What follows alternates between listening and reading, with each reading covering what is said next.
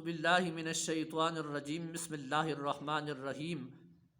یا ایھا الذین آمنوا کتب علیکم الصیام کما کتب علی الذین من قبلکم لعلکم تتقون صدقت یا رب العالمین۔ سامعین ذی وقار، ماہ رمضان المبارک کی آمد ہے۔ رحمتوں، برکتوں، فضیلتوں، عظمتوں اور نیکیوں کا ببرکت مہینہ جو ہے وہ آ رہا ہے، اور اللہ رب العزت قرآن کریم کے اندر ارشاد فرماتا ہے کہ اے ایمان والو، تم پر روزے فرض کیے گئے ہیں جیسا کہ تم سے پہلے والی امتوں پر بھی روزے فرض تھے، اور تاکہ تم تقوی دار بن جاؤ۔ اس آیے کریمہ سے معلوم ہوتا ہے کہ روزے جو ہے پہلی امتوں پر بھی فرض تھے۔ آدم علیہ السلام سے لے کر عیسیٰ علیہ السلام تک تمام انبیاء اور انبیاء کی امتوں پر روزے فرض تھے، اور پھر اسی لیے اللہ رب العزت نے حضور صلی اللہ علیہ وسلم کی امت پر بھی رمضان المبارک کا ببرکت مہینہ جو ہے وہ عطا فرمایا روزوں کی صورت میں۔ سامعین ذی وقار، آئیے رمضان المبارک کی آمد پر میرے آقا دو عالم صلی اللہ علیہ وسلم نے اپنے صحابہ کو کیا تعلیم ارشاد فرمائی، سنیے۔ حضرت سلیمان فارسی رضی اللہ تعالی عنہ فرماتے ہیں کہ ہمیں رسول اکرم صلی اللہ علیہ وسلم نے خطبہ دیا، اور خطبہ بھی شعبان المعظم کے آخری دن میں آپ نے دیا، اور پھر ارشاد فرمایا اے لوگو، ایک عظیم مہینہ تمہارے قریب آ رہا ہے، اور یہ وہ مہینہ ہے، یہ برکت والا مہینہ ہے، اور فرمایا اس مہینے میں ایک رات ایسی ہے جو 1000 مہینوں سے بہتر ہے، اور فرمایا لوگو، اس مہینے میں اللہ تعالیٰ نے روزے فرض کیے ہیں، اور اس کی رات کا قیام فرض ہے، یعنی زاہد عبادت کا حکم دیا گیا، تراویح کا، اور فرمایا جو شخص اس مہینے میں کسی کے ساتھ بھلائی کرتا ہے، اچھائی کرتا ہے، اللہ رب العزت اس کو اپنا قرب بھی نصیب فرماتا ہے، اور اللہ رب العزت اس کی نیکیوں میں اضافہ بھی فرماتا ہے۔ پھر ارشاد فرمایا سنو، اس مہینے میں جو بندہ فرض نماز پڑھتا ہے اس کی فضیلت باقی مہینوں کی بنسبت 70 گنا زیادہ اللہ اجر عطا فرماتا ہے۔ گویا سادہ لفظوں میں یوں کہوں کہ اس مہینے میں اگر کوئی شخص نفل پڑھتا ہے، اللہ اس کو سنتوں کے برابر ثواب عطا فرما رہا ہوتا ہے، اور جو سنتیں پڑھ رہا ہوتا ہے اللہ اس کو فرضوں کے برابر ثواب عطا فرما رہا ہوتا ہے، اور جو فرض پڑھ رہا ہوتا ہے اللہ اس کو 70 فرضوں کے برابر ثواب عطا فرما رہا ہوتا ہے۔ اس مہینے کی یہ برکت ہے۔ اور پھر نبی کریم صلی اللہ علیہ وسلم نے فرمایا کہ یہ ماہ صبر ہے،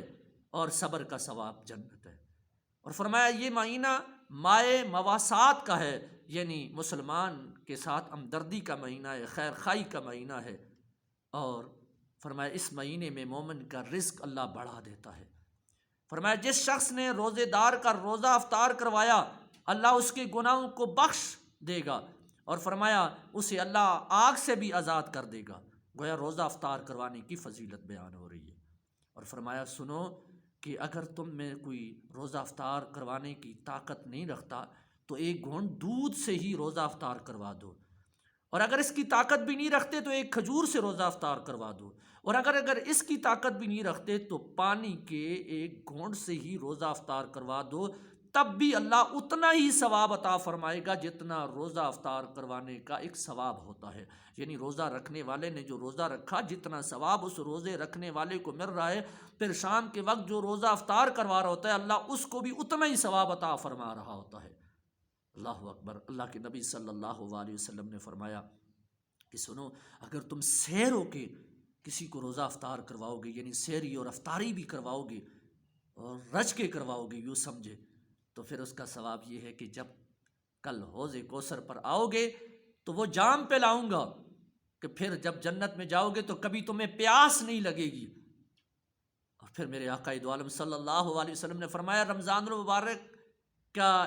یہ جو پہلا عشرہ ہے یہ رحمتی رحمت ہے، اس میں اللہ کی رحمتوں کا نزول ہوتا ہے۔ فرمایا پھر دوسرا عشرہ جو شروع ہے اس میں مغفرتی مغفرت ہے، مغفرتی مغفرت ہے، اور جو تیسرا ہے حصہ ہے اس میں اللہ تعالیٰ جو ہے اپنے بندے کو جو ہے وہ آگ سے آزاد فرما لیتا ہے، یعنی نار جہنم سے وہ آزادی کا اسے پروانہ مل جاتا ہے۔ پھر آخر میں اللہ کے نبی صلی اللہ علیہ وسلم نے فرمایا دیکھو تمہارے پاس غلام بھی ہیں، تمہارے پاس نوکر چاکر بھی ہیں، ان کے ساتھ اس مہینے میں نرمی کرنا،